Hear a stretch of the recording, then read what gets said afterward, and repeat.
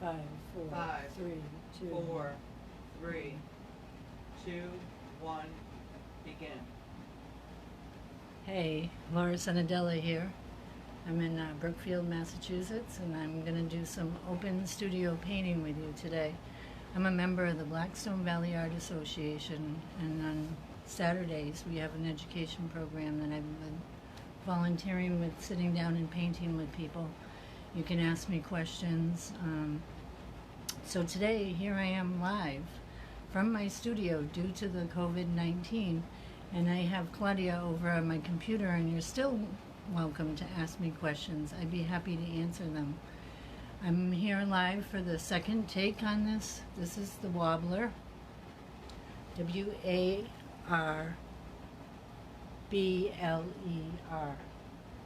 And this is the painting, the seltzer and lime, that I did last week.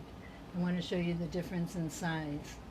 The painting is going to be even bigger than that. Unfortunately, I'm still waiting for my canvases to be delivered.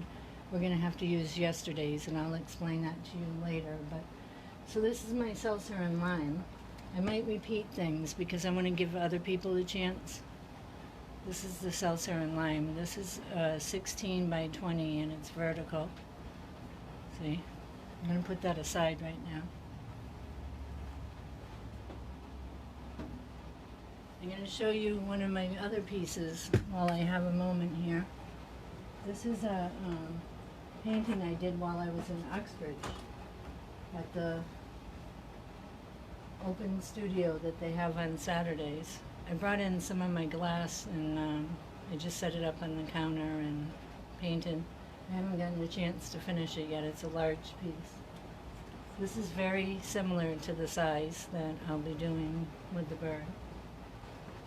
I just wanted you to see that. This is on Masonite.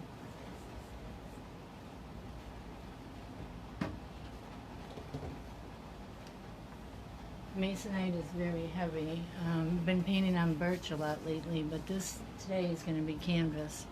It's a cotton canvas duck. It's going to be 24 by 30. It's a very large piece for such a small bird. The Warbler is only about as big as my thumb at adulthood. Maybe about this big he was. I don't know if you can see it clearer here, but he's very small. And if I look here, I don't know if you can see that, I can almost eyeball it from here. That's why I blew it up. I blew it up to a 16 by 20 and making a 24 by 30, which I told you before, but I'm going to eyeball it. But in the meantime, I'll teach you some drawing techniques, and I hope you stick around for all of this. I have some exciting things. I'm going to talk about colors, color mixing, using mediums. I'm going to tell you how I use my products. I don't necessarily believe that you have to use what I use. You're welcome to, use whatever paint. I can tell you that this is a beautiful watercolor. If you were to do a watercolor, this would be a great piece for that because of that background where it sort of fades out. That could be a wash. And if you're using acrylics, it would be very similar. You would just use a lot more water to paint it really thin. But for the mineral spirits is what I use with the oil paints. I'm using an oil paint pigment that's mixed with different oils. I'm going to use a little bit of walnut oil, maybe some glazing medium, and some mineral spirits. And I'm going to show you how I use some of my products and why I use some of my products. I do have problems with my hands, so from time to time I find adaptions. I'm lucky to have some good people in my life to help with that. So this is a Warbler. It's W-A-R-B-L-E-R. He's very small. I thought it was very odd to have a palm warbler in my yard, but from what I hear, it's very common now in Massachusetts.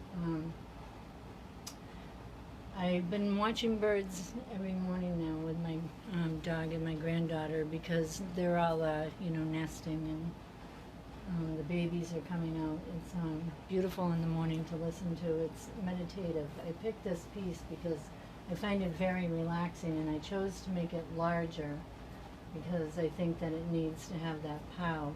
I say Georgia O'Keeffe, stay home. You know, when I'm painting things, I'm not always painting for like the prize or per se. Definitely not this one, because a lot of art shows wouldn't take a 24 by 30. But I'm painting this because I want some sort of a story to convey to you, and that's what I'm going to do, and that's what I've decided to do here. And that's what I'm going to do here while I'm in my studio. And I don't know how long it's been, 50-something days or such, but I haven't really been anywhere. I've been doing a lot of painting, a lot of organizing. I wasn't expecting to actually be in my studio this year. I expected to be my studio on the road. I'm kind of grateful that I didn't go that route at this time, and that I can be here for you.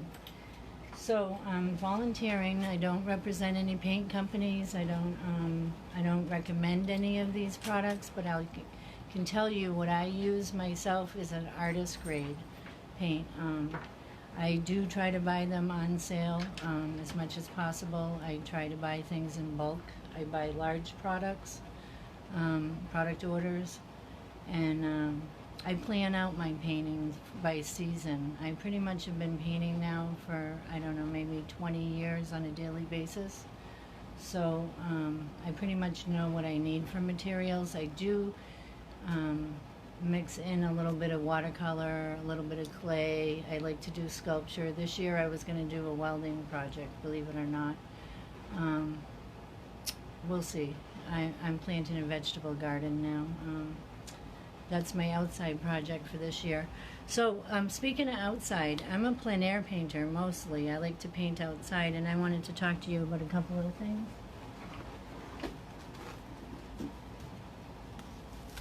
When I'm out and about, it's important that I wear a hat.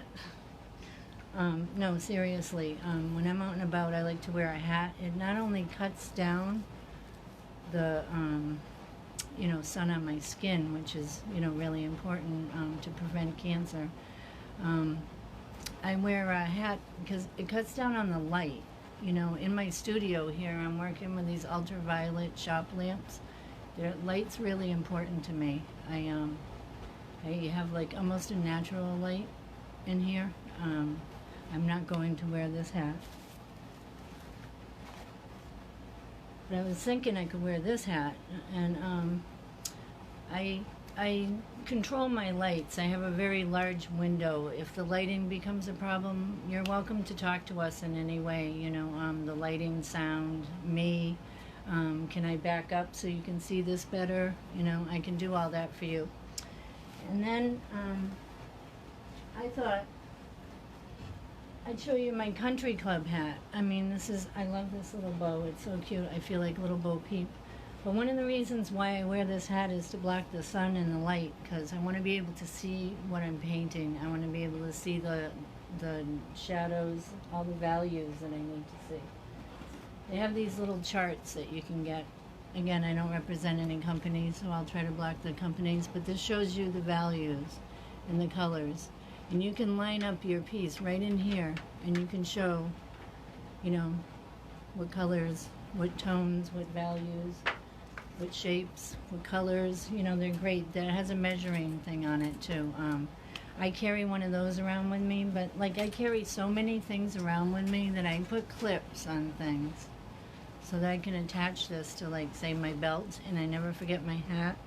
I won't put it down and forget it somewhere. Oh my gosh, I can't tell you the hats that I've lost. Clips are really important. These kind of clips are really cool. I don't know if you ever get a chance to find them, grab them. You just squeeze them open, and they're very heavy duty, and they're lightweight. They're plastic. I use them for holding things together. This is my stage or my studio. I sort of treat it the same. There are times where I'll paint differently, but basically I like to paint at the easel. And I like to paint standing up, so I'm going to turn and I'm going to stand up. I don't know if it's because of how I was trained, but I have a really hard time sitting down to paint. I need to see things at eye level, as if I'm outside, maybe outside lighting. I'd rather be outside, but we're here, so I thought I'd share this with you. This is my outside. This is my Warbler.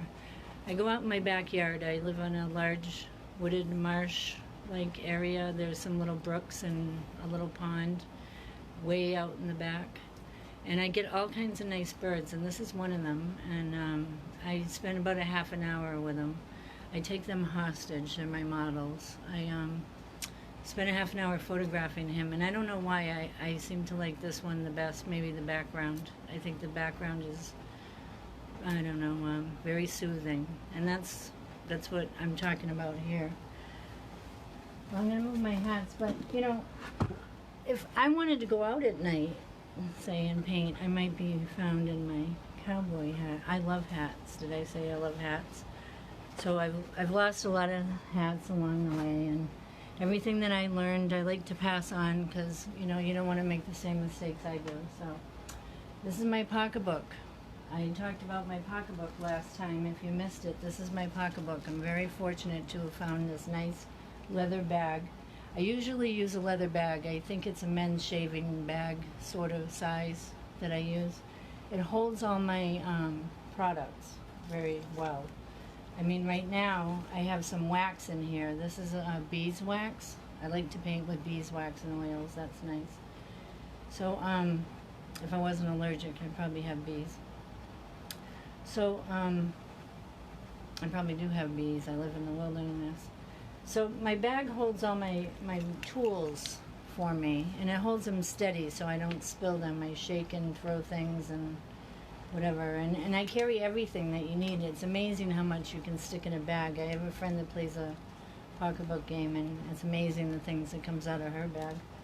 So I keep just about everything, you know, a pair of gloves. I have cleaner. I use the lava soap. My earpiece just went out. We might want to check to see if my thing stopped. So I keep my membership passes in here to the botanical gardens. I like going to botanical gardens. So I'm going to show you a few of my products. I'm telling you that I don't recommend that you run out and get one of these pocketbooks. I was fortunate to pick it up for $15 at a yard sale in Ogunquit, I think we figured out. But it was nothing, and I don't recommend that you buy anything cheap because you're just starting out. I talked about products. I use artist grade paint because it has more pigment to it, and we're trying to figure out right now if my sound has gone out. Can anybody tell the difference if my sound has gone out? There was a weird noise with the mic. So I'll continue on while we figure that out. So my pigment is high because my grade of paint is high. I have artist grade paints. I use different brands from time to time, but I do have my go-to brands and my go-to colors. I use a fairly limited palette today since there's not a whole lot happening here. I'm gonna make it like really happen here. So supposedly that's my intention. I'm gonna make it really happen over here. And I don't want to struggle to get to that. I have enough struggles in my life that I try to keep it as simple as possible. So I limited and learned how to limit my colors to save me money. I use a true red, a true blue, which is more of an ultramarine blue, I'll say. And then I use a yellow ochre, and I use sort of a lemon yellow and a white and a white. My white and white is titanium white and painter's white, which is sort of a mixing medium. I use that mixing medium to use as an additive to thicken or to stretch my paint, or sometimes I'm going to use an impasto medium today for drying and adhering purposes. You'll see there's a glossy like thing, and then I use the walnut oil. I'm going to use a walnut oil, which sort of has a glossy to it too, but a painting doesn't really dry for about a year. I don't really want to varnish my paintings until I've had them for at least a year. A lot of times I'll show my work and I'll say that it's finished, but it's not truly finished because the work stays in progress for at least a year.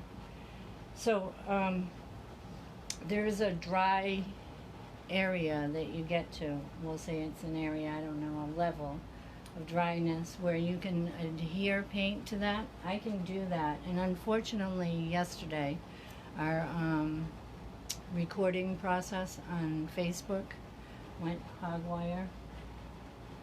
So we had to move things around and start over. So here is take 2. I'm waiting for a shipment of canvases, and I don't have them right now, so you're gonna get yesterday's painting with some mineral spirits and all smudged off behind us. I wish it could be white, but I know for a fact if I mixed white in this, it doesn't dry. We talked about the drying process. White is one of those colors that doesn't dry very fast. So, it's a muted, there we go.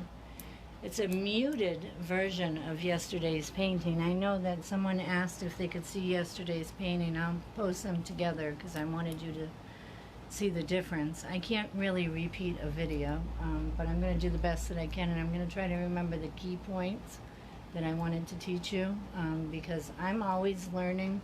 I want to pass on to you what I've learned. I learn a lot from free programs, especially at the Blackstone Valley Art Association. You should check us out. It's bvaa.org. We're very active. We have photographers. They go out and do photo shoots. We have painters. They go out and do plein air painting. We have art shows. We have competitions. We have community programs, and so forth and so on. And I'm not here to market them either. But you can check me out at Go Live for Art Cause. I'm painting for art causes. And each program or each piece, I will make an announcement as to who the cause is. And I'm going to try to pick up the pace now and start painting. And as I go, I'll share more with you. So I didn't know exactly what kind of a bird this was until I came back to my computer. I used a digital camera. I go out every morning with a couple of different cameras. I have a film. Believe it or not, I still use film.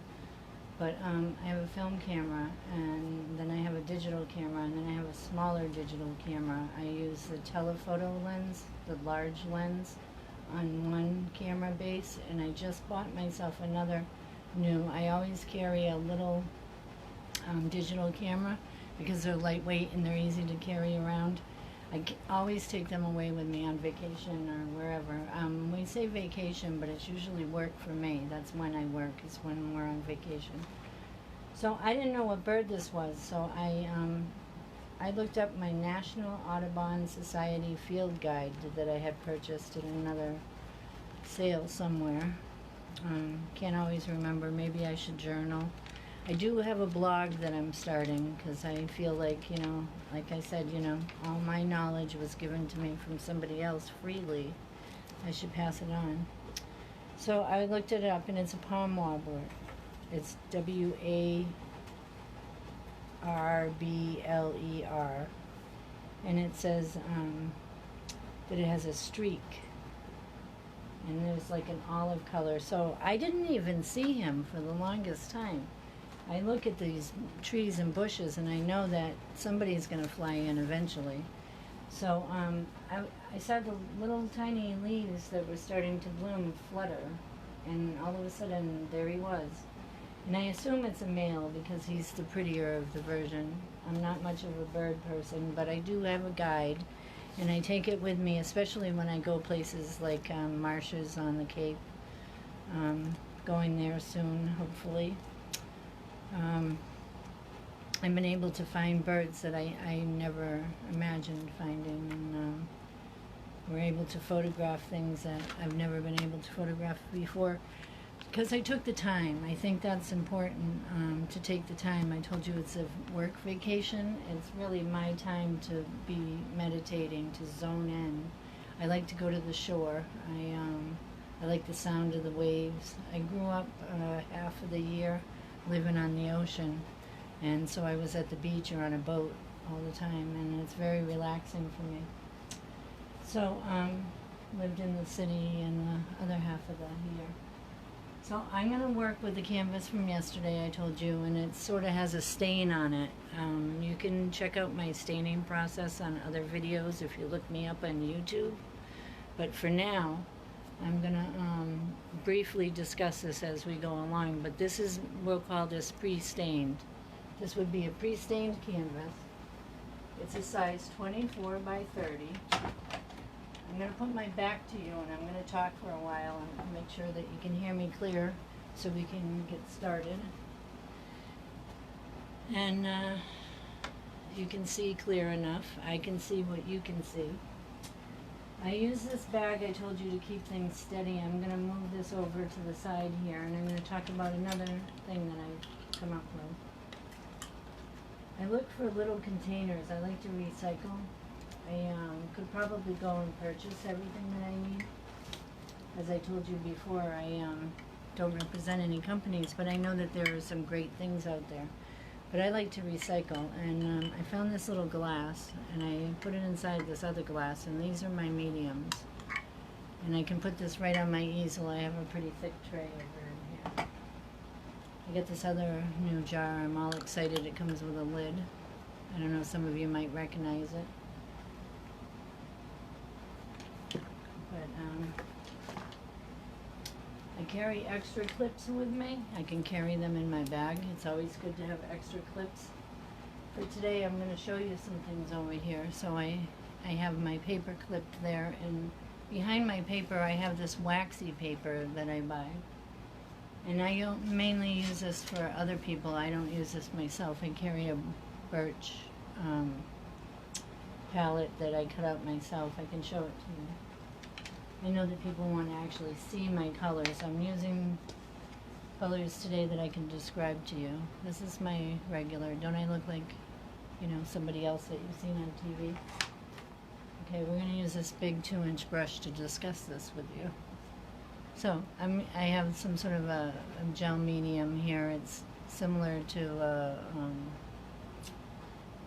petroleum jelly-like consistency. And then I have this real true blue I told you about. I have a rose. I love this rose. I learned about this rose probably in the 70s. I've been painting since I was little.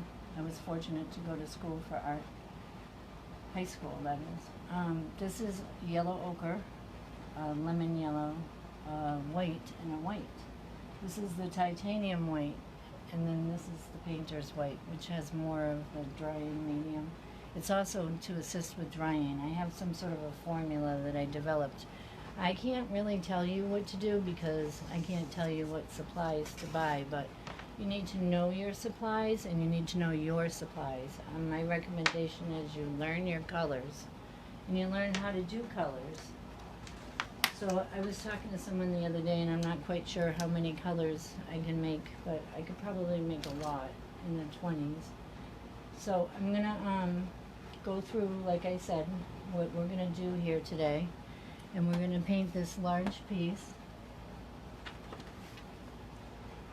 And then we're going to paint it on here. Now I noticed the background here just took a brush, I'm not kidding you, and some mineral spirits and spread out the painting that I had just painted.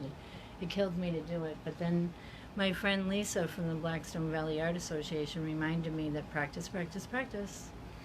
So that sort of has that feel of the background on that, and that's a trick that you can do. If you are going somewhere to paint and you know that you're going to be painting the ocean, you could put a layer of paint and allow it to dry before you go to, say, the ocean or whatever, or the woods. We'll call this the woods. So I want this to be more pumped up than it actually is, and making it this size will do that. But I also want to make it pop. So I'm going to use some impasto type techniques, and I don't know if I mentioned it earlier, but I like to paint murals. I've painted a 20 by 30, well, 20 by 40, a 20 by 30, I don't know, very large feet barns. I've painted on barns and garages and buildings. I've painted interiors, exteriors, commercial, residential.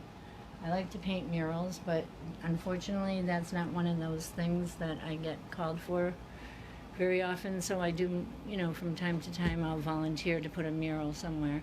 I like how the scene changes on my camera. I'm not so sure if it changes on yours.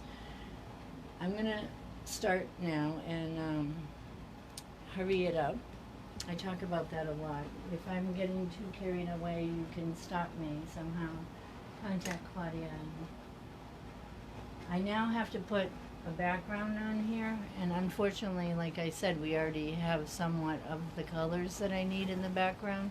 If you look at this and you look at the picture, it's pretty close, which is good to know that I was like right on the right thing. But unfortunately, I make my own colors, and that's one of those things that I say that it's really important to have a journal so that you can write down what you've done. I can show you what I did yesterday.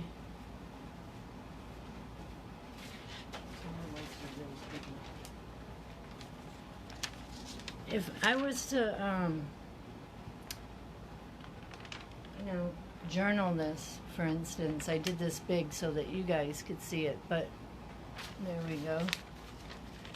I was able to make a bunch of yellows yesterday out of my one color of yellow.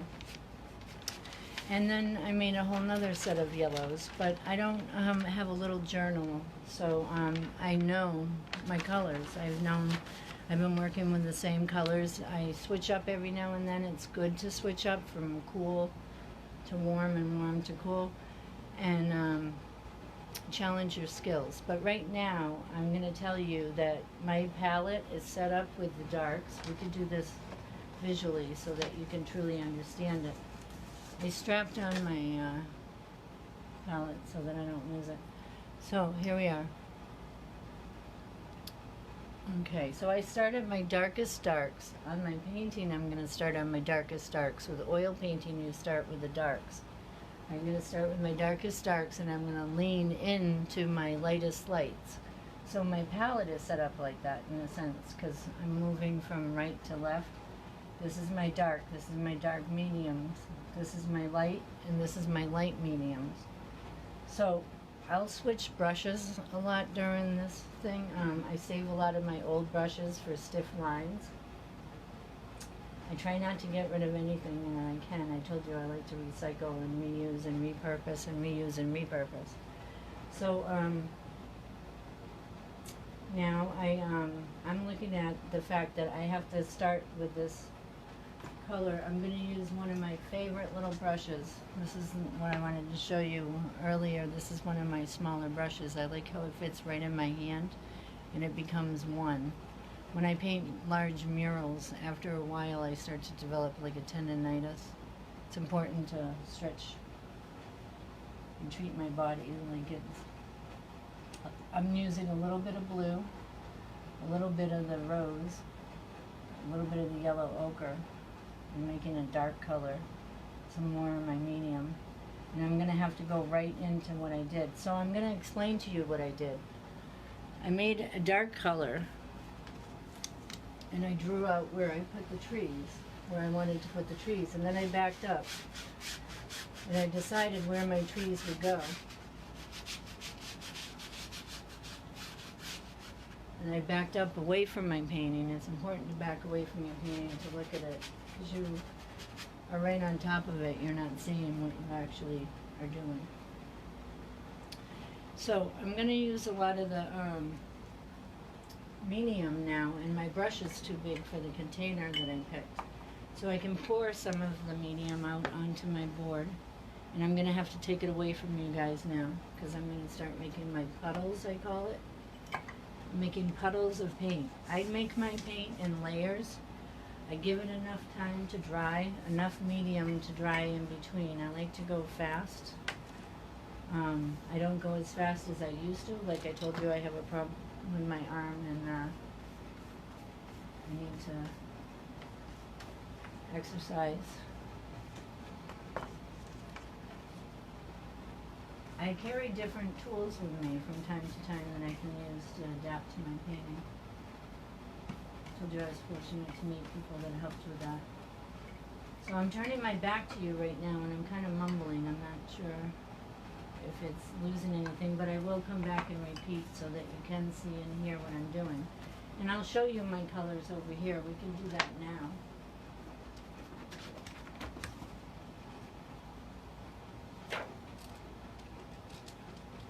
So I use old brushes. This is a great time to use old brushes. I'm going to start with my darkest darks. This is my blue. Yesterday I used a darker blue, which I almost forgot about that. Again, I can't recommend one color over another, so I'm just telling you it's a darker blue and like an ultramarine blue. I don't use black. I'm using blue, red, yellow, and white. And I like to use the white as little as possible. It doesn't dry anyway. It doesn't make a whole lot of difference. But it does lighten the yellows, I suppose. So we have some blue up in here. And then I want to use a real red. This is called a real red. I think it's almost like a candy apple red. I will post pictures of this later so that you can see it. This is my lemon yellow. Lemony yellow. It's on the lighter hue of yellow. And then I have a yellow ochre. We're supposed to go darker first.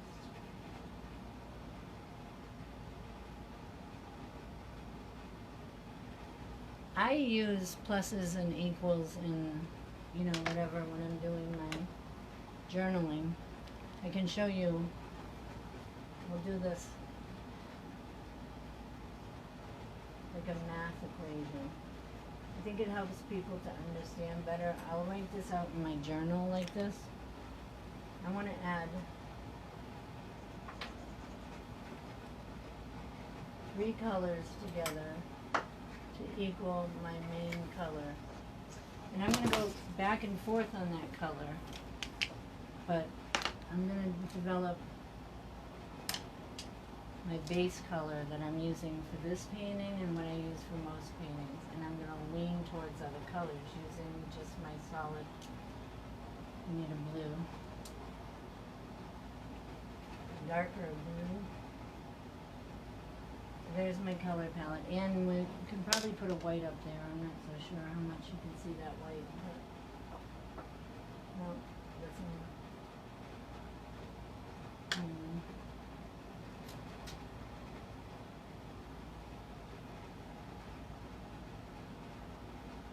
I mixed a little yellow ochre in my white. I don't like to use white if I can help it. I'm going to use a bluish white and a yellowish white. Or off-white, I guess.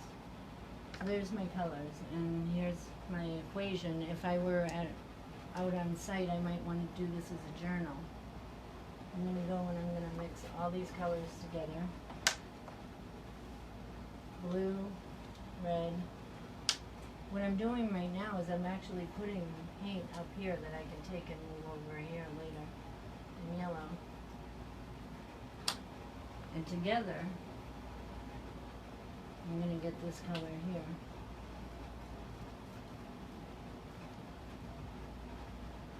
I mixed it on my palette. This looks like it's a black, but it's not a true black. It's almost like a purple color.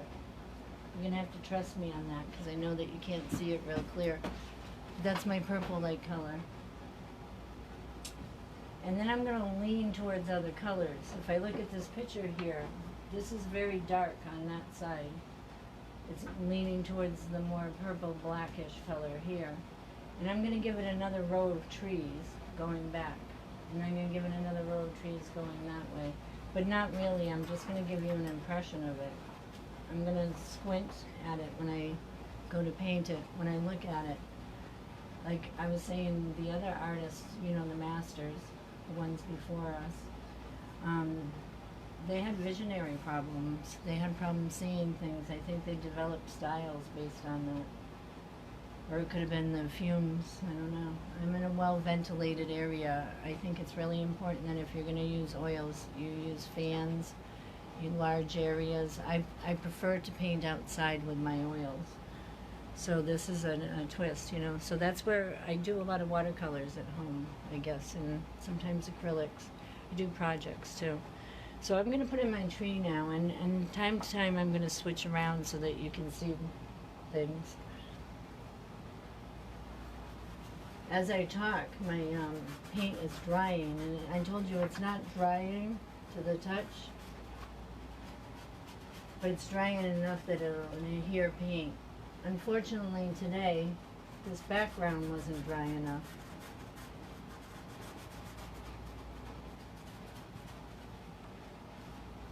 So, I have a line and I think I know where I'm going with it. I'm sort of fortunate that I've done this already. I'm switching to a 1-inch brush, larger brushes now. I want to get my tree lines in there, and I want it to be faint. You can see that really strong right now, and I'm going to have to later on make that a little fainter. So yesterday was the National Audubon Day, which was kind of cool. Unfortunately, we had problems here.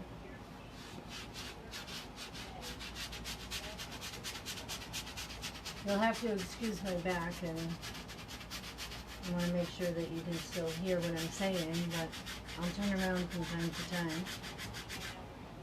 And, you know, this is a free lesson. It's not really a promise, but I'm hoping to take this painting to another level. It could be show ready, not that it'll be like done, but it will be done enough. Sometimes done enough is hard for me to figure out. I have a tendency to overwork things. I like how this brush is giving my tree some texture. So this is nice to come in here and have a pre-primed canvas to work on, because it's going to take my paint a lot faster than it did yesterday. I wasn't expecting to do this again, but I'm sort of fortunate that I have that ability.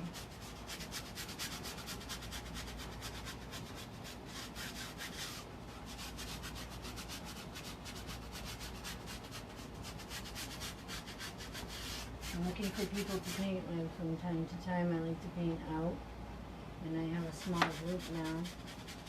Got to come up with some projects, you know, some things that we need to work on, some skills. I think that this is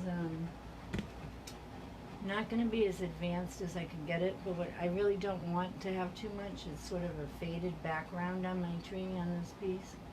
But I'm starting to see some reds. There's more like reds and cranberries, but I need that edge to be a lot darker over there. So I'm going to pick up some of my darker blue, and then every time I put my brush down onto my palette, I swipe it. Like, just catch the tip of it, and I put very little paint and medium on the tip of my brush. As I keep mixing my colors together, those basic colors that I told you about, the blue, the red, the yellow, I'm starting to develop darker darks. See on my edges here? This is going to be my darkest side, and this is my lightest side of the tree.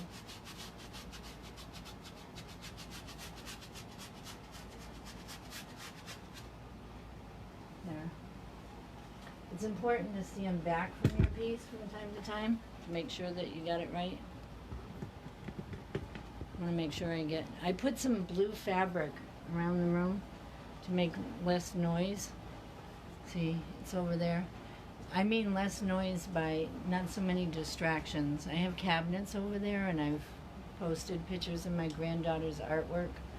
Over here I have still life things on the shelves, and it's too noisy. I like things to be calm and meditative when I paint, but I don't mind sharing it with you. See that blue? That's that dark blue that I talked about? It really makes the edge of that tree pop. There's some sort of a science to this drying process. I'm using staining process, mixing medium. It's almost equal. It's a 40% to 60% maybe medium, and it's bringing out the pigment, and it's kind of harsh. So I add a thinner to it. I have a medium and a thinner. So I decide I have to go like 30-70 because I have to subtract from the 70, so it's 30-60 and 10% of the thinner. But it's not always. I can't say that it's going to be the same or whatever. I put it on there and I see how it feels. I've been doing this for a while now, this technique, and I can pretty much tell you how it feels. I'm now on almost like a black. It's like a midnight black. I'm going to leave a little bit of space in here to add definition. For every color, I believe that there are 3 shades. There's the dark, the medium, and the light. Or 3 shades of that color, but still a dark, a medium, and a light. You can check that out. I did this piece here. You can check it out in black and white. I made a copy of this color piece here. So you can see that. And see these clips, they come in handy here, you know. They're nice. You can't see that black. You can just kind of slide this out a little bit. Maybe put it up here. No, we don't want it to be too high. See why I like these clips. There you go. So, I put it here, and you can see the shadows more in the background of the tree, in the black and white. It's I can't do this when I'm out painting, but this is another tool that I can use if I'm in my studio. I just make a copy of what I'm actually working on. And in the studio, I do a lot of still lifes. I showed you one earlier that I did. I'll set it up on my counter over here and stand here and paint it. And it's much easier for me to see it like that. So when you're working from a photograph, sometimes you have to add a little pizzazz to make it pop, to make it bam, boom, whatever. Here, I'm gonna need to like make lights pop. I'm going to grab some of that white that I had and some of that red, some blue, and try to make it sort of a gray color, a grayish brownish color. And I'm going to decide where I want to put my other side of the tree now before I get too far along. I want to get all my staining my lowest color. So here we're going to go 1 shade different because we're going to have to make it pop. This is where red is really important. I'm going to add some of the yellow ochre and some of the blue and make it more on the red side using the same colors that I used over here, but I'm going to make it more on the red side. Because red is more apparent over here if you look at the image. Sometimes I see things in layers. I know that my layers stack up to something. So now I'm going to give you an impression. I feel like this is so dark. I need to lighten it in my next colors. Unfortunately, I didn't get to start from the darkest dark, because I had a lighter background on there and it wasn't white. But it does, you know, kind of hold together a little bit because I use the actual colors that I'm going to use today on this. I'm going to thin out my colors that I have by just adding a little more of the thinner. Now I say 10% at a time because you don't want it to crackle. I would use very little if you're not used to it. I'm going to use that nice brush that I like and pull it together. Mixing all my colors randomly will give it some like of a bark tone. Using all my darks on this side and my lighter lights on this side. My stretcher bar.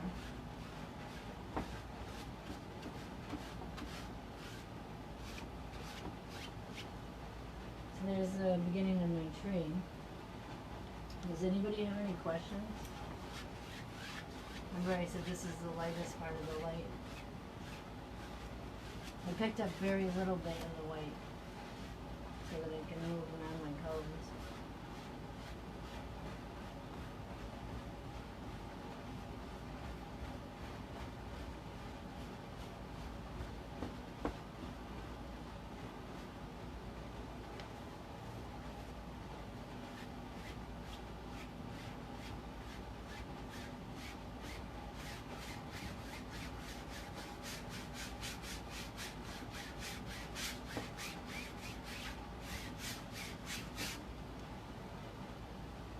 If I do this right, it takes about a half an hour to an hour to make it touch right.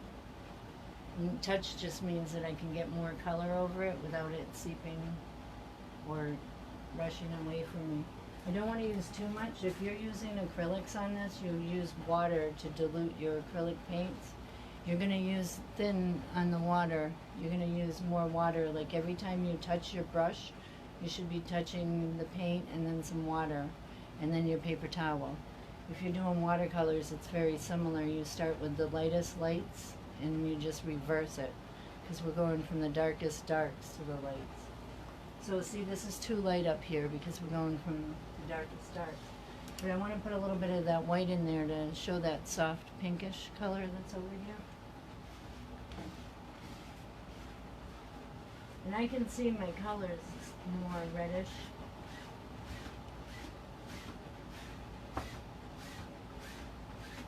But see, I'm just giving you the impression of the tree. I'm not actually giving you the tree. I have to make sure that it's soft enough that it doesn't appear to be an actual tree. So I'm putting a wash of the colors that I have. My blue,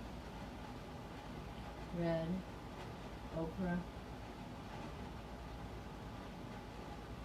and some of the medium. The side is pinker, remember? Even though it's pinker, it still needs some sort of a definition line on it. So that's where the blue comes in. It's cooler in the back.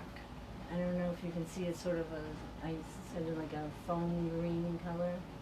It's cooler in the back here and it's warmer over in here. The greens over here are more warmer. The greens over here are more on the blue side. They're more on the blue-red side over in here. But it's funny because the tree is red over in here. So you can actually take some of the paint. I'm kind of cheap on my paint. You can take some of your mixing paint, you know. I can take some of this warmer color and I can move it over in here. And that will give the tree some bark.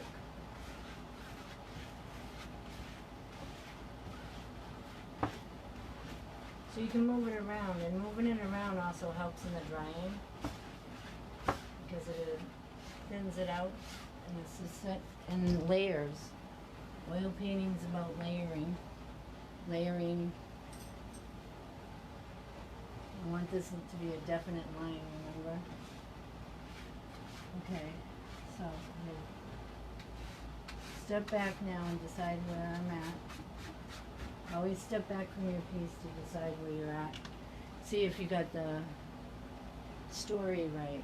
That's what I'm trying to tell you. I'm trying to tell you there is light coming in from up top, and it's darker down below. It needs to be a little darker down below. So darker just means a little reddish blue. Almost a purple, remember? Black is almost like a purple. So it's darker on the bottom and it's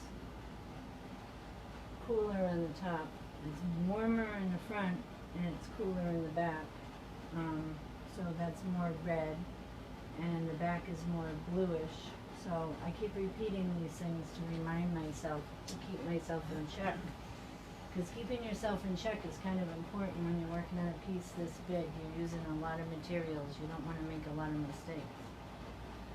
I picked a simple painting, a simple subject, my subject being the warbler. Look them up on the internet. Warbler. This is a palm. Palm. Palm warbler. Pretty cool. You gotta watch them carefully because they move real fast and they don't stop a lot. They're very busy. I think in here there are some pines. And over in here I know there's some pines. So I'm gonna put real dark colors there to show my pines. Remember, I start my oil paintings with my darkest colors in the back. And then I build on it. I'm building on this piece, layer by layer. I'm going from dark to light. As I keep going, I pick up more pigment, which is more of the paint. The medium is the stuff that I'm adding to it, which today we're using a gel medium. It's a semi-gloss. So it's going to appear to be glossier because it's wet as well, and I have a walnut oil that I might use, or mineral spirits. So those are my products, and this is my piece. And I really feel bad that I have to start like this because you can't see clearly what my colors are, but this is the darkest blue, almost a purple color here and over in here, because I want my lines to pop. I might not stay with that because I change things as I go along, but I want to know where my things are located. I'm thinking of these as shapes. Almost all paintings I think of as shapes. It would be really important for you if you were to continue to practice doing shapes. You'd start to see things like shapes. Oh, I have so many clips, it's so much fun. So if you see shapes all the time, you will be able to draw what you see easier. And I know it sounds elementary, but this is what I would recommend you practice. Notice I don't close my eyes. And then get as dramatic as you want to, make it 3D. Make it like a carton of eggs. Practice drawing a carton of eggs.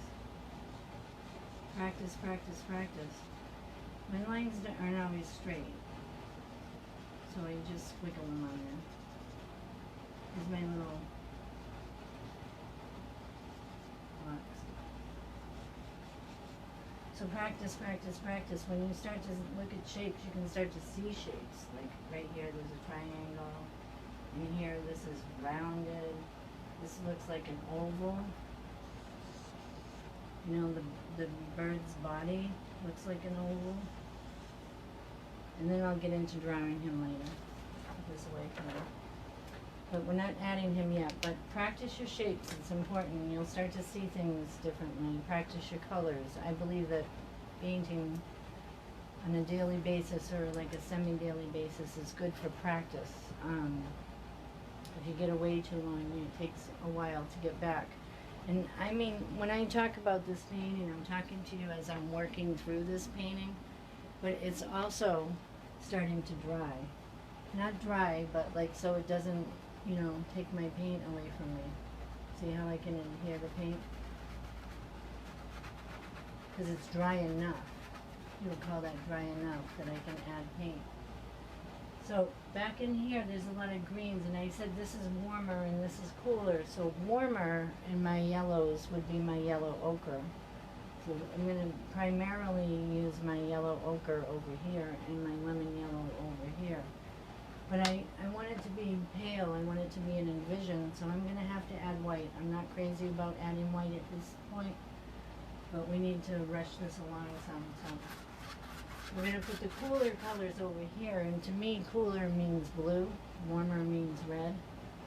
So I'm going to put more blue up here. When I say blue, I mean bluer than blue, because that would be the cooler blue. The darker blue would be warmer, because that would have more of a brownish color.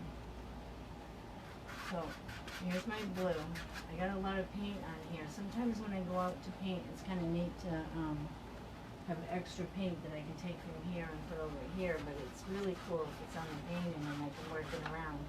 I could take this color here. Oh, look at this color, this real dark purple. And I can move that over in here. You can just keep moving it. And thin. I don't like the way this sounds on the board. Sometimes I don't like the way the scraping is, but some people find it relaxing. Switch back to my bigger brush.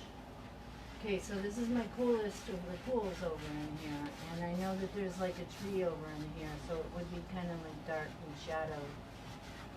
It's a pine. It's got some pines that come off of it. Some branches maybe. But this is the darkest of the darks, and I'm leaning into the lightest of the lights. So now I'm going to add some white and some of my yellow in here, because I know that this is where it's really bright. There's a real bright stripe going in here. I already know that, so I know that I can put that in there. And I'm going to use some of my gel medium now so that it starts to show up. It's like a lemony yellow. So it's sort of glowing. I love this color. I think this is probably what's so attractive about this image is the lighting, how like the way it was taken, it gave such a feeling.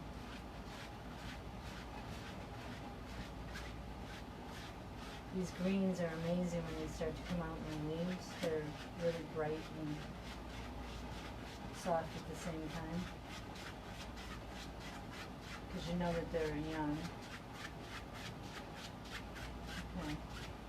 So I need some of that yellow over in here, that greenish yellow. If I back up, I notice that there's an imbalance in my painting. You have to come over here, and I want to use the yellow ochre in the blue. And come up with a different color green. See, here's my yellow ochre, red, and blue. But it's pale, so I'm going to have to pick up the white again. Maybe I'll use just a mixing white this time.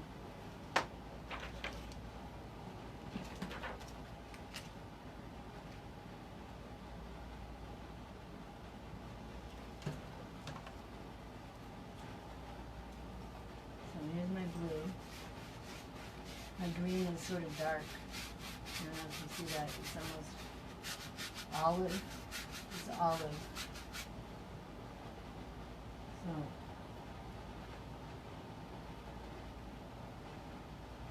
put some white.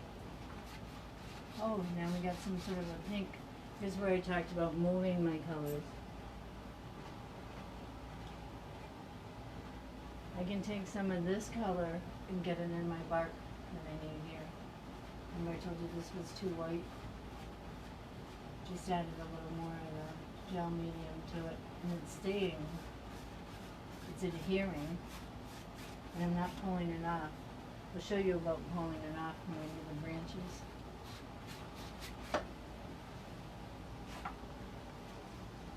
So now I have this pinkish color, and I want to go towards my green.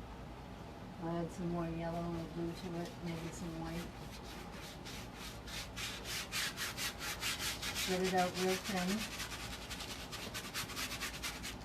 Move it around. Just taking my brush and moving it around.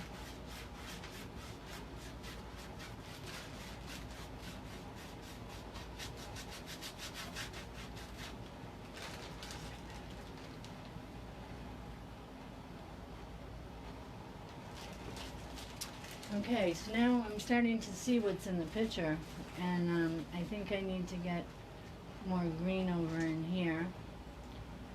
I do have what I need on my brush for in here, so maybe I'll take some of this and move it over here.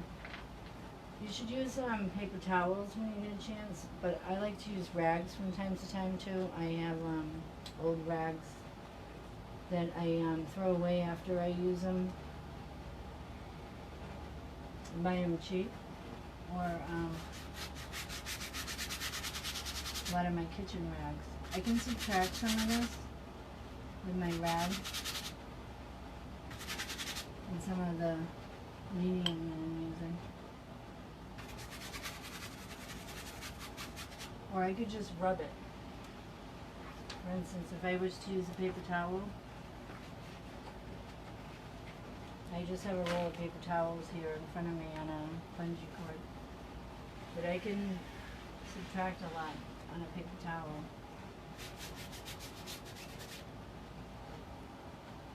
I'm trying to teach you as many things as I can think of while I'm here.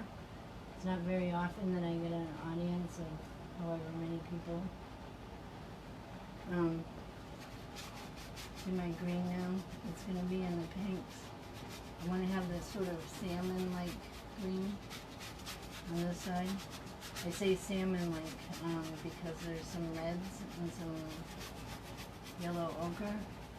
And I'm going in my furthest color and I'm going to bring it back up. But I notice there's some of that color over here in the bark, maybe. I can't really clearly see what is here. And I'm squinting my eyes to see it. So we're going to say that it's still not blue enough over here. Here we go. Now there's my warm underpainting color. But I get some of that pink-like color in the background. That's going to give me distance. Warmer in the front and cooler in the back. This will be the front of the tree. The darkest part of the tree will be what is closest to us. And furthest back will be the lightest area over here, that glow that's there. Okay.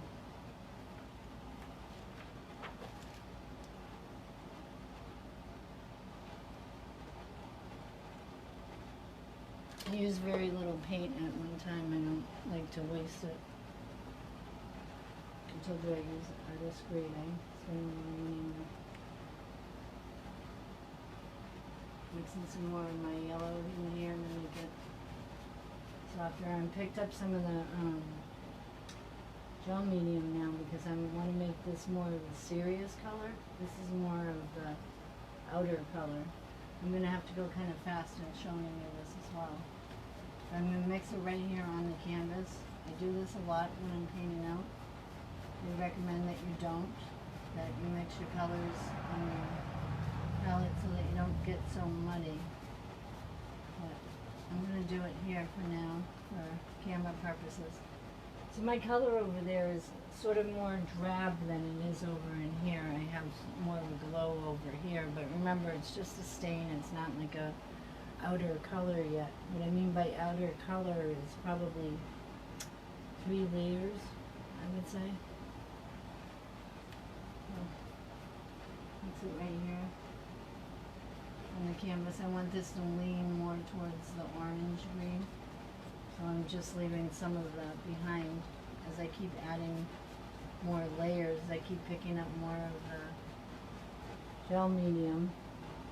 I don't want to lose my glow on the other side, so I might need some more blue to go cooler. I'm going to do leaf-like textures.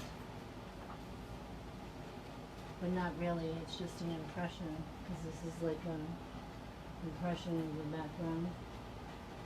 I know that it's darker down in here, so I might increase my blue and my red.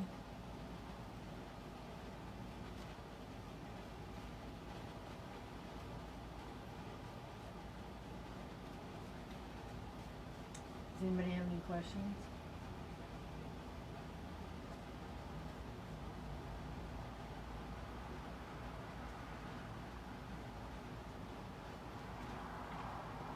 Take some of my paint from over here and I can move it in here to get my bark. Sort of want to show a little bit of texture, maybe not really a lot. But see, it's starting to form. We call that like forming in the background there a little bit. I need to go a little bit darker. It looks too purple to me. So I'm going to pick up some more of the blue. And the yellow ochre will throw it off. Now give it that almost black color.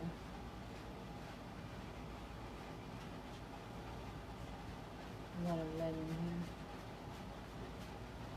Red is one of those colors that really takes a long time to dry. I try to use very little. It's a dominant color too.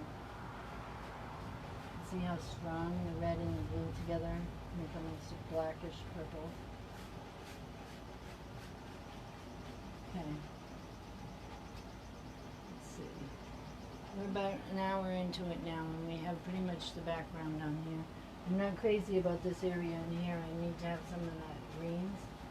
And I have a lot of the paint on here from over here. I can move it over here so I don't waste it. I told you there should be several shades, but we know that over here is cooler and over here is warmer, but that doesn't mean all of it. The background might have some shadow that is darker. Like for instance in here there's another tree that started, which is kind of in the darks, but not so much. So I'll lightly in here some black to this, my black. I don't want to lose my yellow. And I know that there's one of those leaf-like shapes up in here. I put it in a dark under color here. Maybe I'll throw in some darker colors in here, roughly. Again, if I do it thin and rough, it might pick up some texture.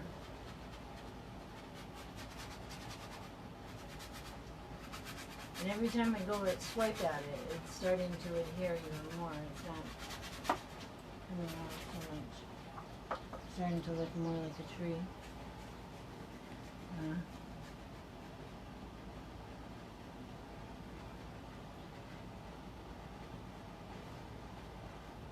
Maybe throw a few lines in here. If I can, like I said, you know, it may not adhere until it's drier. So I can go back in and move it around.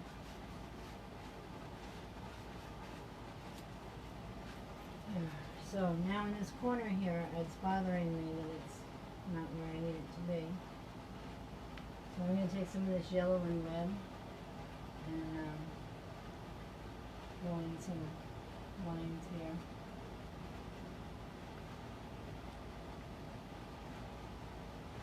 Further away is lighter and closer is warmer, so it's okay that I have a little bit of that yellow ochre on my brush.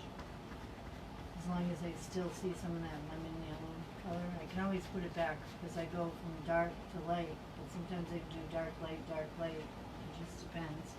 There's no true science, it's whatever I see when I stand back.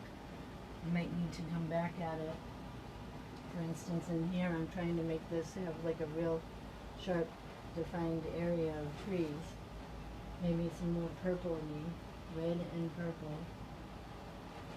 So I'm using blue and red, making it purple, and then I add a little more of the blue. And if I have to, I can throw in some yellow ochre and I'll turn it towards the black. See the shine on it?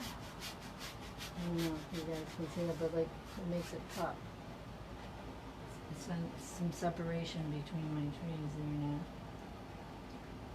Let's see. I'll look at you and see what you see.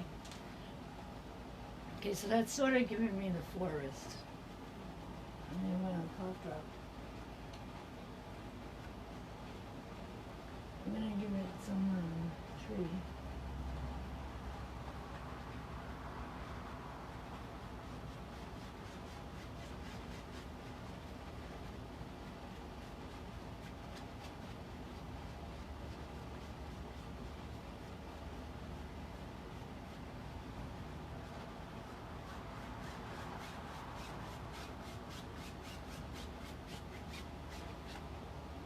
There. I'm gonna have to refill my palette. Put some dirt. I don't want anything to be too clear. I want it to be like I was squinting on it. I want to give you an impression of what I see, or what I saw. I stood there for about a half an hour on my model, I told you. There's some light coming in here. I'm going to give it some darks and lights. Emphasize, at least, you know, something this big has to have a little drama to it. I was trying to think of the bird and how big I was going to do the bird, and, you know, I ended up finding this, and I thought, well, That's drama, all right. Just the size of it alone with a bird that's, you know, no bigger than my thumb. You can see it. Sometimes you can measure with your brush how big the bird is. Can you see that? Yeah. And then I have to decide how big I want to make it over in here. I want to at least double. I think I want to exaggerate his legs a little bit to give him closeness to here. You'll see. I'm going to pick up those branches now after I load my palette. You can take a break now if you want, or you can hang out and just listen to me. I'm loading up my palette with some more paints. I'm about to put on the branches. Can you still hear me over in here? I know that I'm not in the frame, but I'm actually on the side of my board right now, loading up my paints. So I've gone through the staining process, which would have been the one from yesterday, and I've added my initial colors. I've decided where my locations are going to be. I've mapped out my painting, and I'm really going to have to add some color to it now to make it pop. I have less than an hour, right? About 50 minutes to prove my point to you, which is that I found this bird in my backyard, and I'd like to show him to you because he's really cute. He's very busy. He was hard to follow. I took a lot of pictures. I don't know why I picked this one. I think it was the green in the background. I can't always finish a painting like this in such a short amount of time. I believe that a painting this large would take at least 6 hours, but I'm going to give you an impression when I finished this painting. We're going to get as close as we can. I'm going to whip up some of my colors. Again, using this, I'm going to use the blue, the red, and make a purple, the ultramarine, the yellow ochre, and the purple. Makes it more of a darker brown. And then if you come back and get more blue, it makes it look like a black. Now I want to add my branches, and I'm going to start from the bottom and work my way up. I see how far away it is here, and I can eyeball it, but you can measure it. One of the tricks and tips that I have for that is I showed you the brush. You can use a brush, but you can also use a string. You can decide, you know, it's this long, it starts here, it starts here, which is here, and double it, you know, holding the string by here, here, here, and doubling it. You can work over here. So we can go into that another time, but right now I should probably just show you how it goes. I'm going to start my branch from the bottom and work my way up. I'd say it's about 1 inch. So I'm going to give it about 2.5 inches.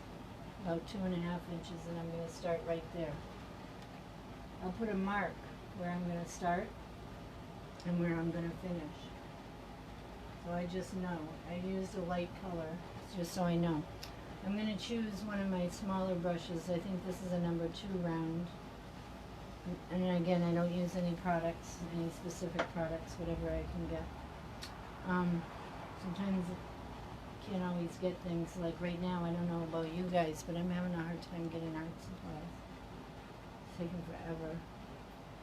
I ordered a mic too, to try to help with this. I've been wearing my earbud. I know you guys see my earbud. It's picking up my voice a little bit.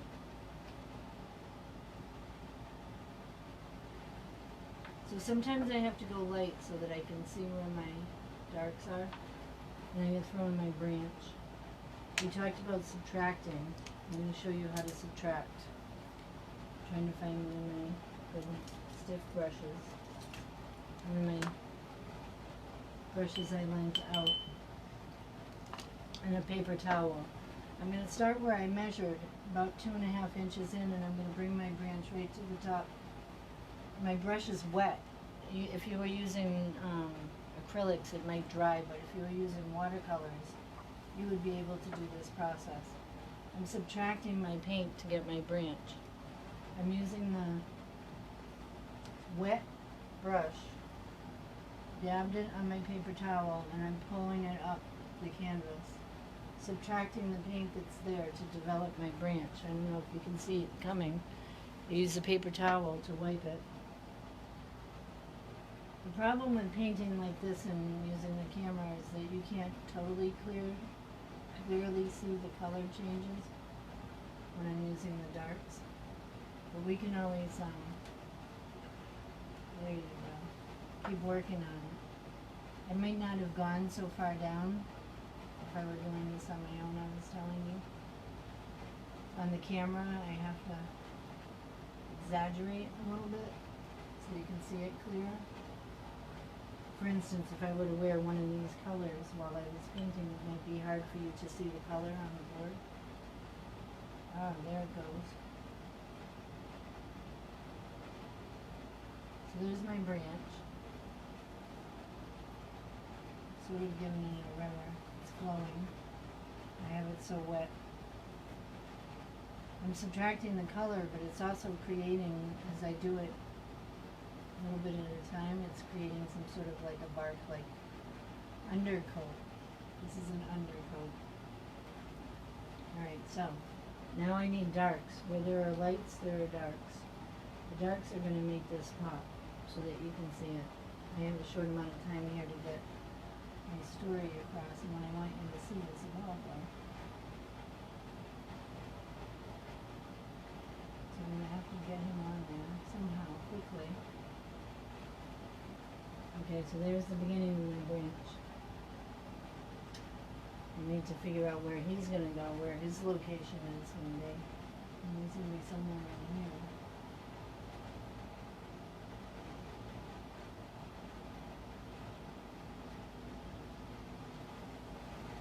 Asha said she can only see your back. I know Hold it's over kind of hard. from time to time.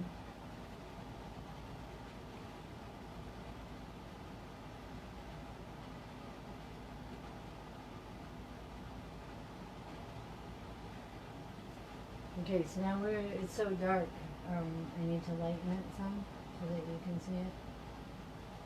I just picked up some of that gel. Put it up on here.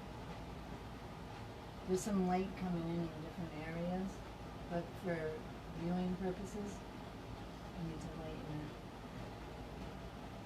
It's almost like a pink. If you look clearly, you can see all kinds of things in bark. There's greens, there's pinks, there's salmons, there's evergreen, there's foam green. There's a lot of colors in nature. You just have to look.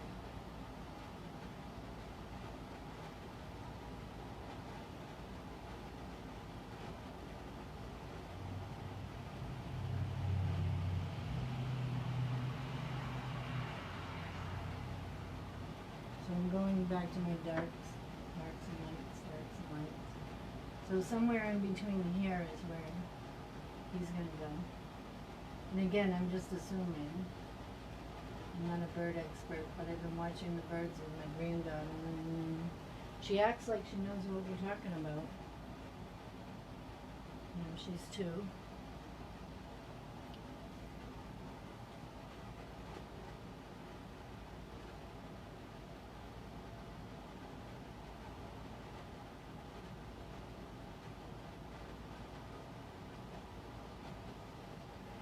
Okay, so you got to see my haircut up close and personal due to the COVID-19. I had to cut my own hair. I'll have to do it again soon.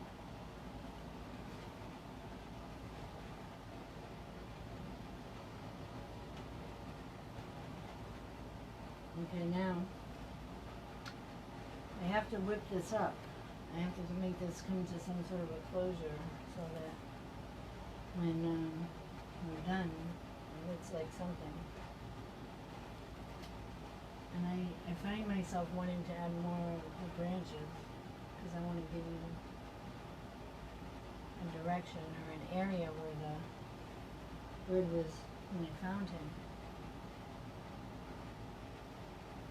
These look like the tops of these leaf formations look like the tops of a carrot or, um, sort of fluffy. You want to like, it's fluffy looking. Maybe with the little points on the edge. So maybe I'll put a few of those in there. Just so we can see what it looks like. Now it's dark on dark, so like if I went for my darkest dark, you wouldn't see that up there. So I have to go light first. Furthest away would be the lemon.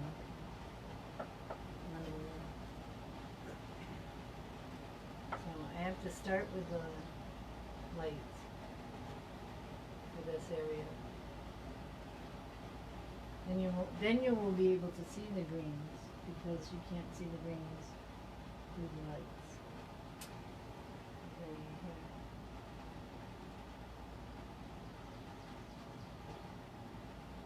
There's some of that up in there. So we know where he's located. His head is sort of directly across from there.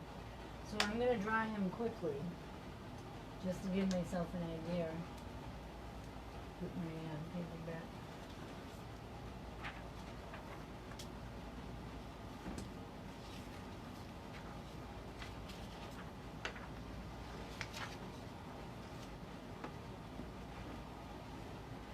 Alright, so I'm going to decide how I'm going to draw him, and not necessarily in whole, but in form. And I told you about the shapes earlier. So I'm looking at this area in here, and I know that it's egg-shaped, but I want to get that angle right. So I'll put a branch here just so we know. I want to see the distance between his top of his chest here and the lower part of his leg here before the wing begins. It's sort of like a triangle. Do you see that triangle in there? There's actually a triangular shape right there. So I can actually start with that in here, so you can see that. Triangular shape here. So that's where his belly goes, and I know where his belly begins, and I know where it ends. You can use that little triangular shape there. And it's an egg shape for his body. And then he has sort of a triangular shape in here. But then he has his neck. And it's sort of like another egg shape for his head. And he needs a back on here. I see another triangular like thing in the back here.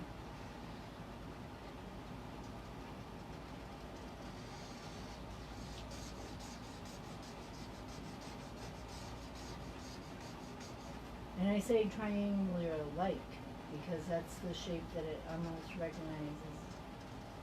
Here is the back, which is almost like a whole nother triangle, feather form. So this would be my basic form before I even get working on him. I know that he has his beak here. It's very pointy and sharp. Account for that. And then he has a little headband on almost, like a little headband up in here. And then he has a stripe around his eye. Yeah. So it's just a basic form of a bird. I have to get his leg. One of the things I want to show you is how his feet come over. This one comes out. So there, very ugly.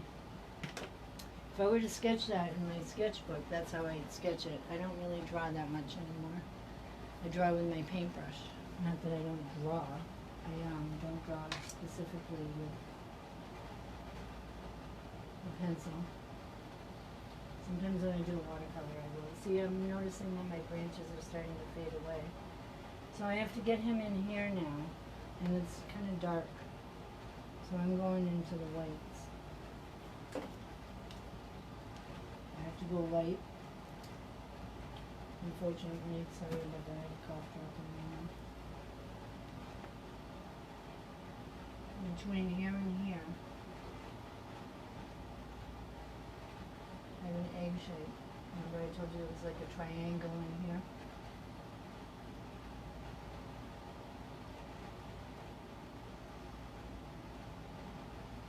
want this to be very thin so that I can later adhere to it.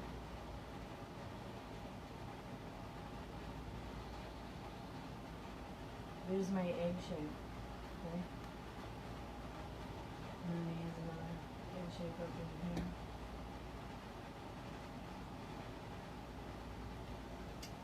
There he is. I'm going to exaggerate a bit because I want him to pop.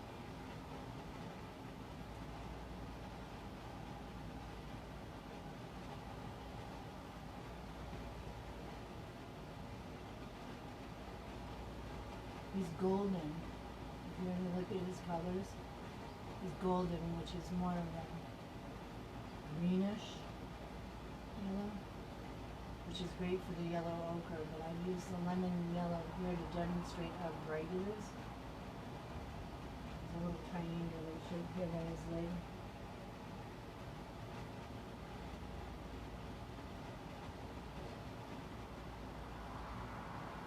Around his eyes, yellow. Use the same paint, move it around, remember? It's important to do that so that it dries. The paint that's on my brush, you can mix it around here. It's a nice sea foam green. On him it's going to be more of a golden color. Back in here it's a sea foam green.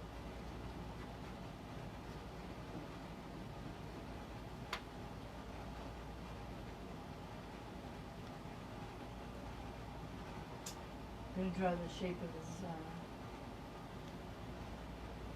square here and down. This area here is sort of purpley. Just did that with my red. Put a little bit of red up in here. Now I need some darker colors. I don't know if you can hear the birds in the background, but I can. Pretty cool. His neck has a little bend on it, but then his wing just like pops right over. Again, I'm looking for my shapes. This is sort of triangular. Using the paint from behind. Get my color here. And he has a little tail that comes down here. It's really dark. Use that black color.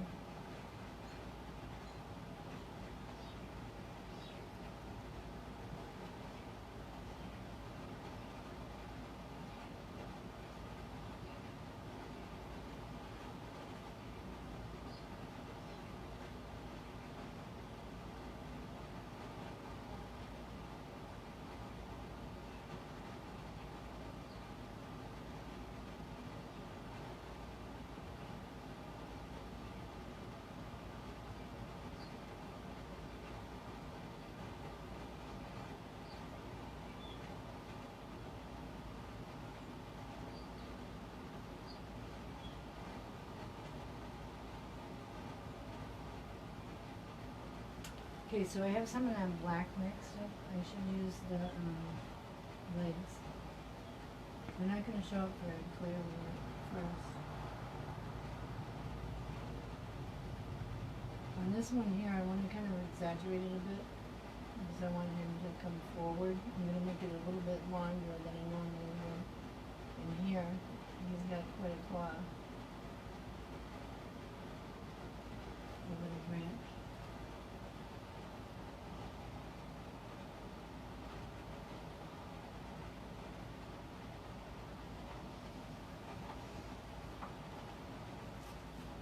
We can make it pink with the brown. And then I'll make it show up.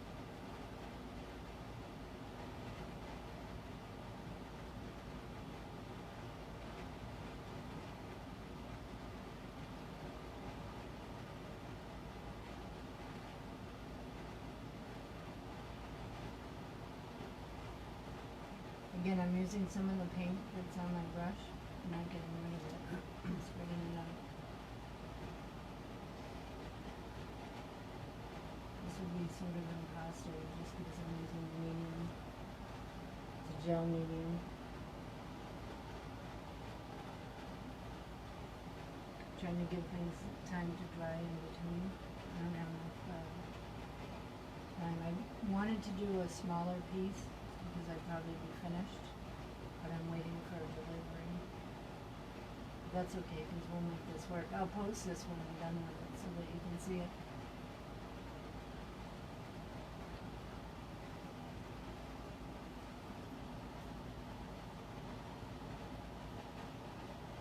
Okay, now I want to work out my leaves and sort of subtract some of this area here where it's really light.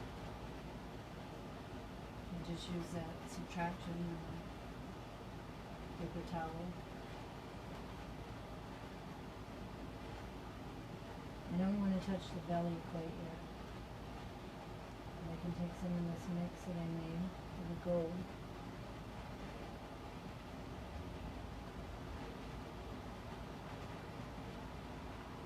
Watching for my shapes. This is a line here, and a line here.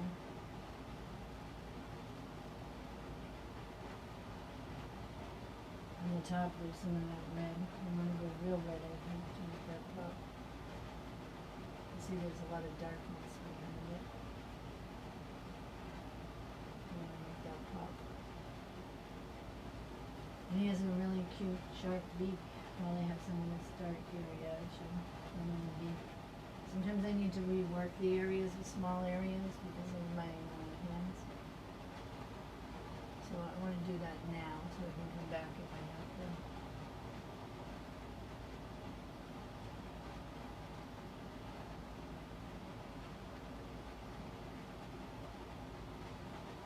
Alright, so that beak is going to be a little blue. It's almost purple. There's already that color there. And it's sharp. It's narrow. Not very long. I can subtract it and have it. Give it a little bit of mineral spirit. Now I can make a pop with some white.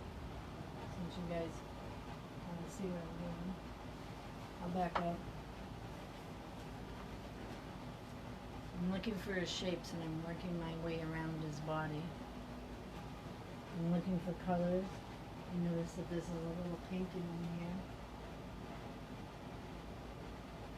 And areas and shape of pink. It's wider on the top and it goes down into here.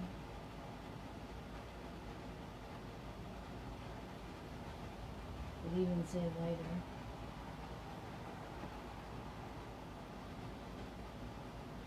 Now each stroke that I do, I don't do a perfect line, so it'll give you an impression of a feather.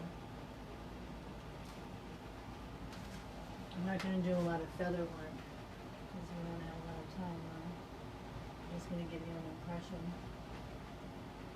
Looking for shapes.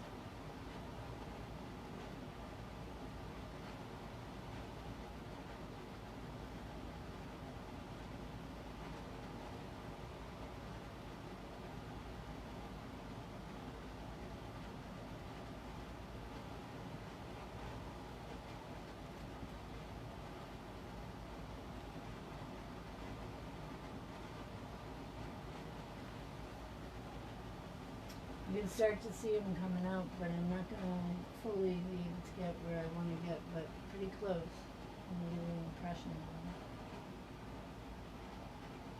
So where there is the dark color, you see it needs to be lighter. We'll put a little bit of blue in here so you can see this. Maybe a little bit of white so you can see the lightest lights.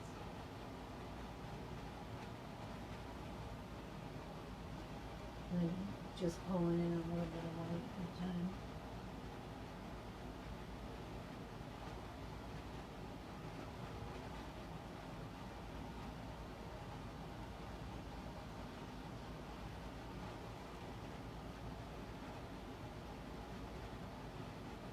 See, he's golden. But he glows.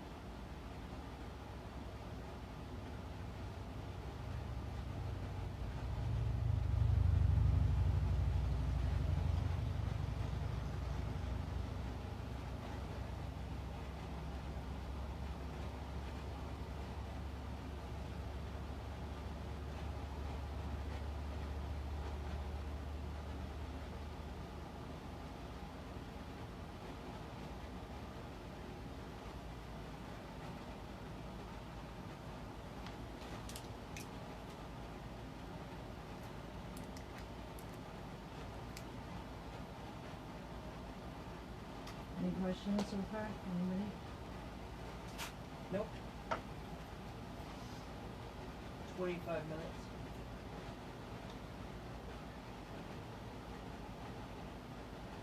So as I keep adding paint, I can add texture to it. A little bit at a time. Lots of layers. I mean, I told you I could probably do a lot more layering here. But I'm only gonna get a little bit of it today. That's where his two legs go. It looks funny here though, because this one is so extended. See if I can darken it so you can see it better. Up to here.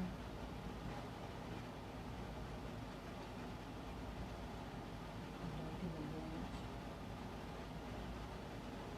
I'll lighten it.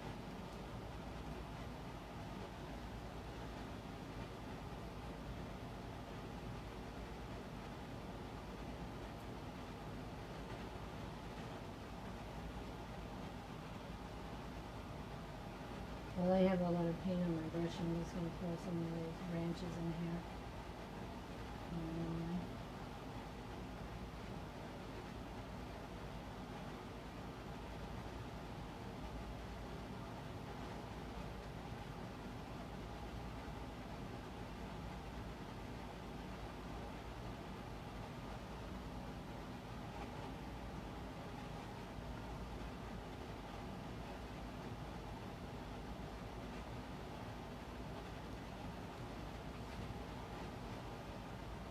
And the green leaf.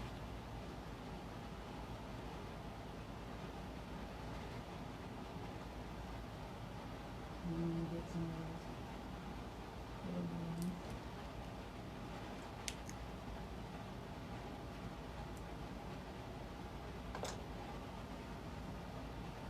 And pounce it on there a little bit. I move my brush around in a circle. Pounce in the pan.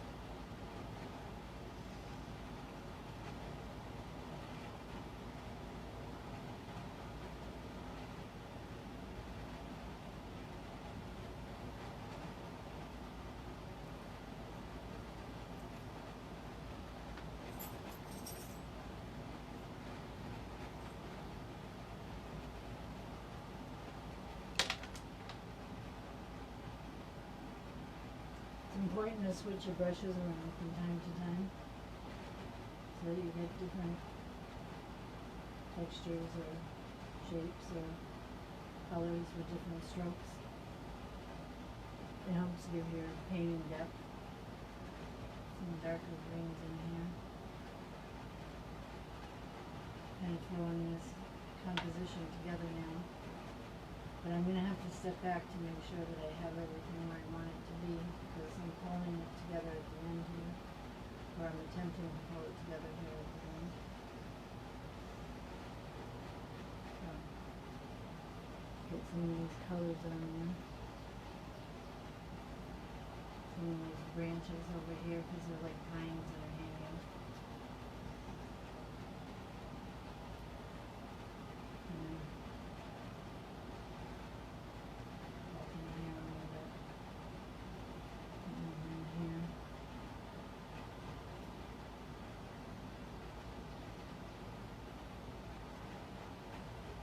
Show some of this up here maybe a little bit.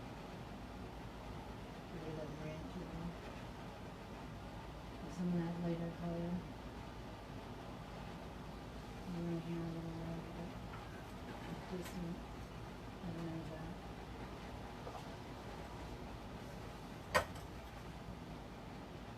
That's a pretty low here.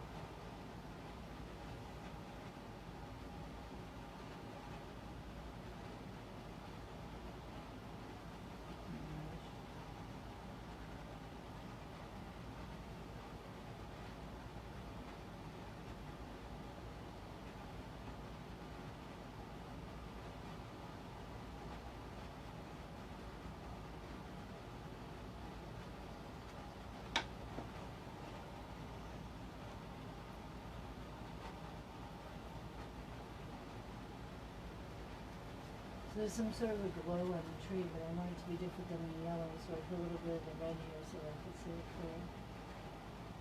Using that paint, I want to use this down right here a little bit, and on the tree. It'll give him a chance to shine. He's the star of my show. So they give him a little bit of a glow. And some of this later, peachy color.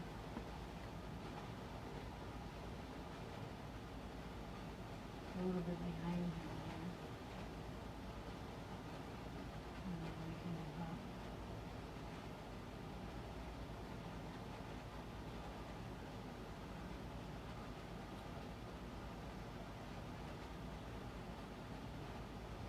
Make sure I get that point on his nose. His beak.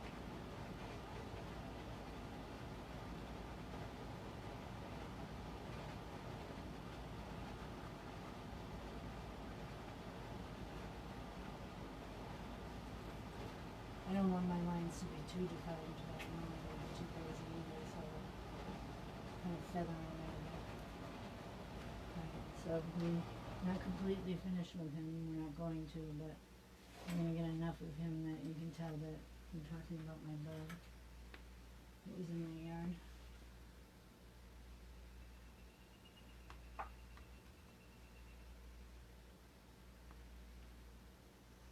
Okay.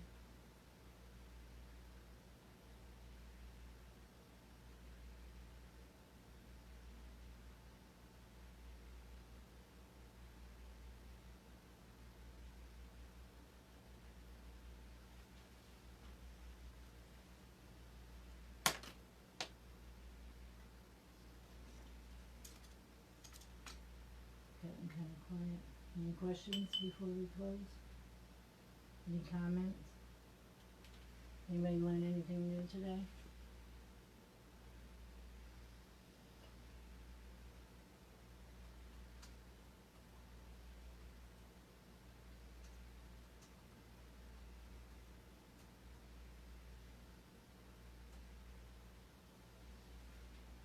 So I continue to work on this, and I'll be sure to post my pictures. You can ask me questions later if you want to privately. You can always email me. I just asked everyone questions or comments, so can we just give them a couple of minutes? Yeah. Thank you.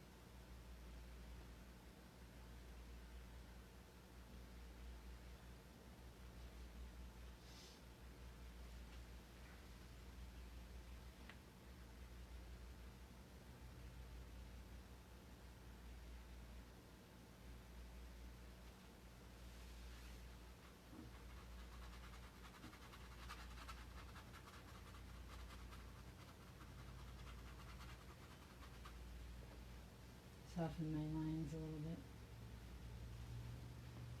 Now I know that this is a little darker where his legs go.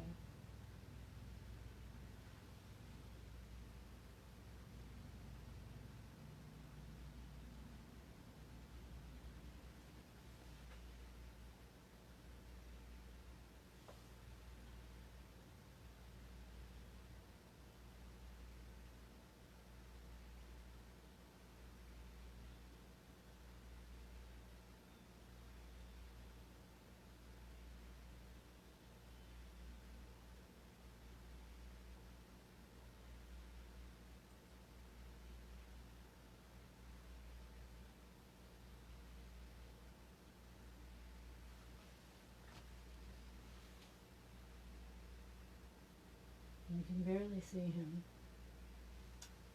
I'm going to have to make him pop.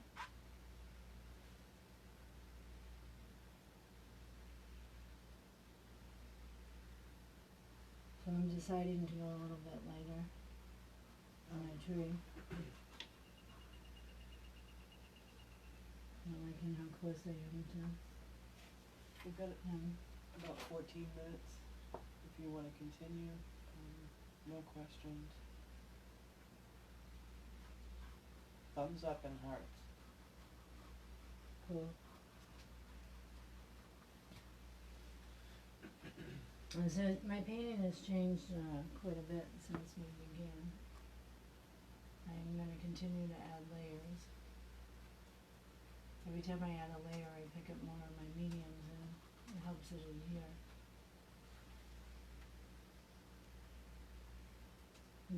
put like another little leaf over in here, lighten it up a bit. It'll bring attention to him. Yeah. That'll make him pop a little more. See him back? He's the star of the show, so.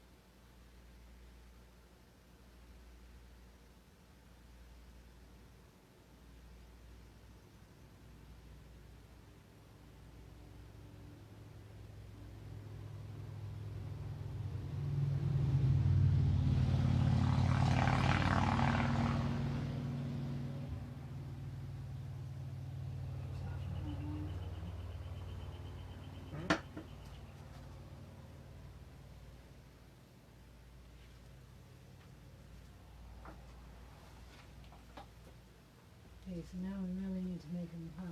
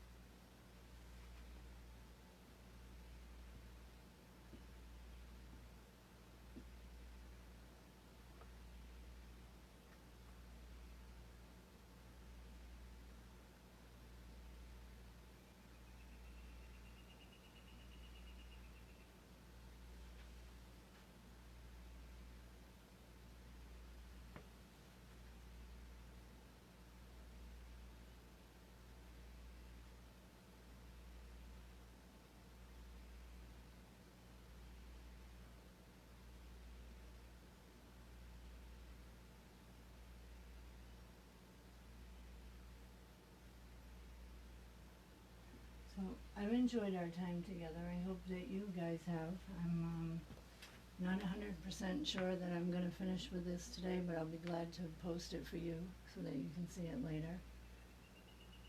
I hope that you may have learned something new. If you haven't, you're welcome to check out some of the other workshops that we have here at the Blackstone Valley Art Association.org. You can find me on my website and most social media platforms.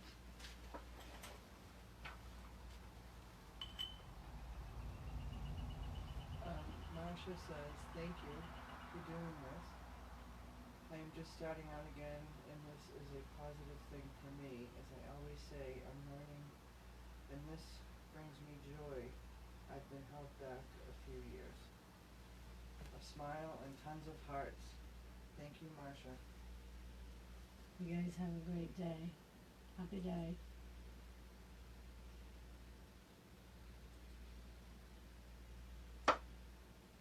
Paint on. Thank you, thank you, thank you. A flower and hearts from Marcia.